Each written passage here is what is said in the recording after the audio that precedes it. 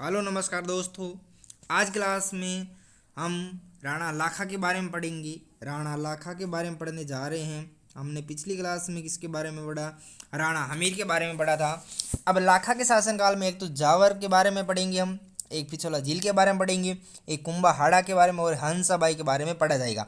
तो हम next slide के साथ हम इसको स्टार्ट करते हैं बहुत बढ़िया से। पहली बात क्या है?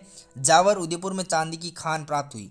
सर्वप्रथम राणा लाखा के शासनकाल में उदयपुर के अंदर जावर मतलब किसे कहते हैं, चांदी की खान है जो प्राप्त होती है। एक बंजारे ने पिछोला झील का निर्माण कराया। बंजारा कौन था? एक घुमक्कड़ घुमक्कड़ व्यापारी था।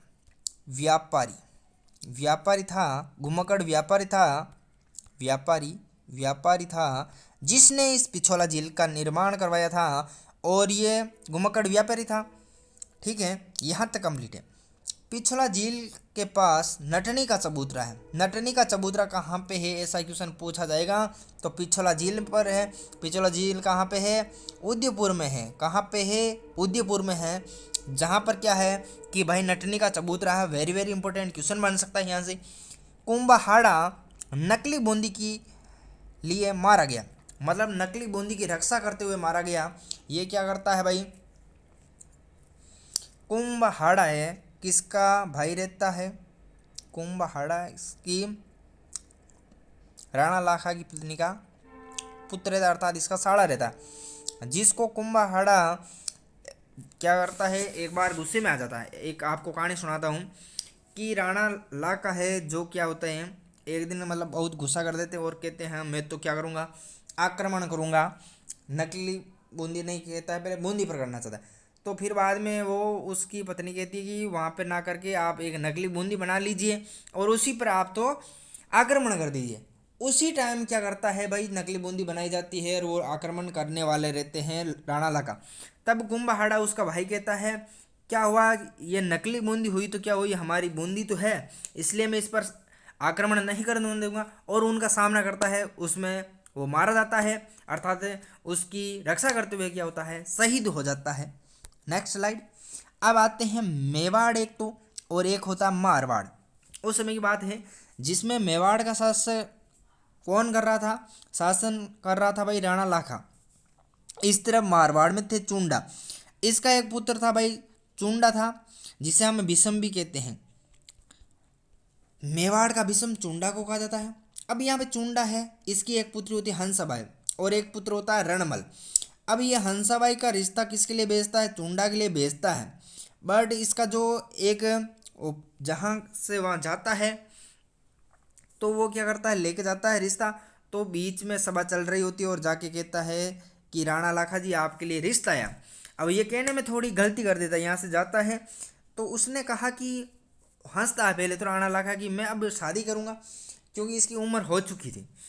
फिर बाद में इसके मतलब सभी वहाँ के शासक थे, जो भी राजा के नीचे पद मुख्यमंत्री थे, वो क्या करने लगते हैं, हंसने लगते हैं।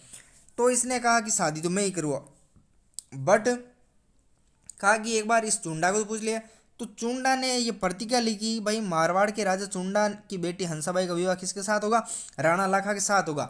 और उसकी सहमति किसने दे दी भाई? उसके बेटे ने कहा कि आप शादी कर लीजिए। इस समय लाखा के बेटे चुंडा ने प्रतिज्ञा की वह मेवाड़ का अगला राजा नहीं बनेगा, हंसाबाई के बेटे को मेवाड़ का अगला राजा बनेगा जाएगा। अर्थात जो भी इससे पुत्र प्राप्त होगा उसी को अगला राजा बनाया जाएगा, स्वयं नहीं बनेगा। इसलिए उसे मेवाड़ का विषम कहा जाता है। वेरी वेरी इंपॉर्टेंट क्वेश्चन बनेगा कि मेवाड़ का विषम किसे कहा जाता है? तो ये होगा चुंडा। और कहाँ का था भाई? मारवाड़ का नहीं था, मेवाड़ का था। कहाँ का? मेवाड़। मेवाड़। और जो मारवाड़ का था उसकी तो पुत्री थी हंसाबाई। ठीक है, नेक्स्ट आता है। इसी कारण से चुंडा को कई विशेषाधिकार दिए गए, उन पर हम चर्चा करेंगे। 5-6 विशेषाधिकार हो सकते हैं, देखते हैं। मेवाड़ के 16 प्रथम श्रेणी ठिकानों में से 4 चुंडा को दिए गए। इनमें सलुम्बर उदयपुर शामिल था। सबसे बड़ा कौन था? सलुम्बर उदयपुर था, उसको भी शामिल कर लिया गया। मतलब मेवाड़ में कितने 16 ठिकाने थे, उनमें से 4 चुंडा को दे दिए गए। कितने दिए गए? 4 क्वेश्चन पूछा जा सकता है कि कितने मतलब ठिकाने दिए गए, तो 4 ठिकाने दिए गए। उनमें से जो सलुम्बर था उदयपुर वाला वो महत्वपूर्ण है। नेक्स्ट बात करते हैं, सलूमर का सामंत मेवाड़ का सेनापति हुआ, और सलूमर का जो भी सामंत होगा वो मेवाड़ का क्या होता, सेनापति माना जाता था। सलूमर का राजा सामंत का मेवाड़ के राजा का राज तिलक करेगा, और राजगद्दी पर बैठाना है उसका कार्य कौन करेगा, जो भी है सामंत है मेवाड़ का सलूमर। चुंडा मतलब राणा की अनुपस्थिति में राजधानी कौन संभालेगा, यही संभालने वाला सलूमर वाले शासक। मेवाड़ के सभी कागज पत्रों पर राणा के साथ सामंत के भी क्या होंगे, हस्ताक्षर करने होंगे, तभी वो वैलिड होगा, अन्यथा वो वैलिड नहीं होगा।